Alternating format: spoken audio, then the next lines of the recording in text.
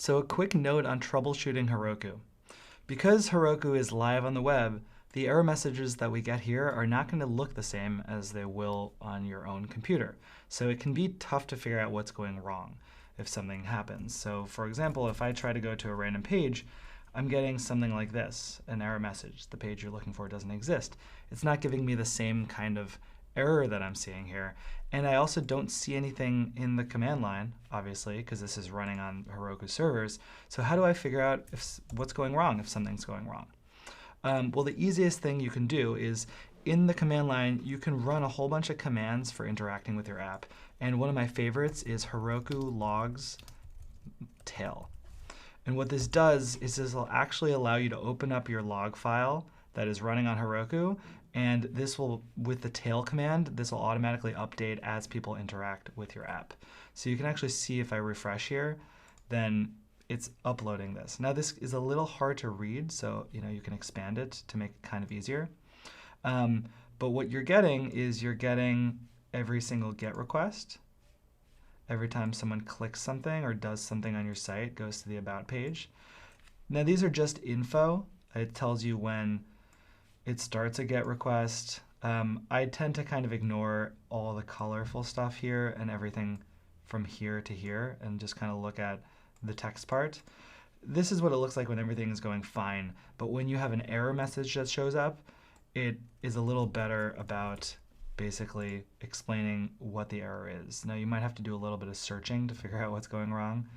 Fatal action controller, here we go.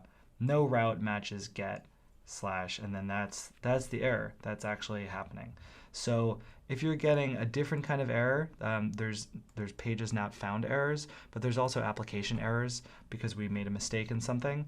You'll see a 500 page instead of a 400. This is called a 404, but 500 is like HTTP code for your app did something wrong instead of a user tried to get a page that doesn't exist.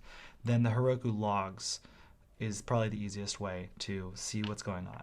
And you can close out of this in the same way that we closed out of our server by running Control-C. And that gets me back to here, but the application obviously is still running back here. You can also go to Heroku.com and check out your dashboard, and you'll actually be able to see your app in here. And you can see activity about your app, what actually happened around it. You can check out metrics and add resources to it and stuff like that.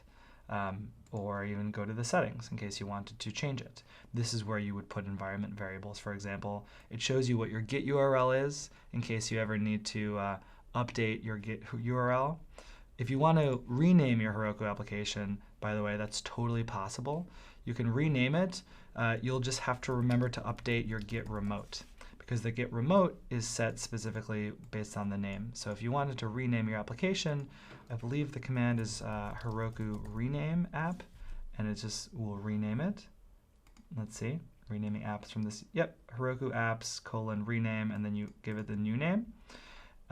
But it'll tell you have to update the remote. So git remote remove Heroku, and actually it looks like there's a nice shortcut for adding the remote back in. So you just don't have to actually figure out the Git URL manually. So that's a little bit about Heroku. There's obviously a lot more to go to from there, but I'll let you explore it yourself.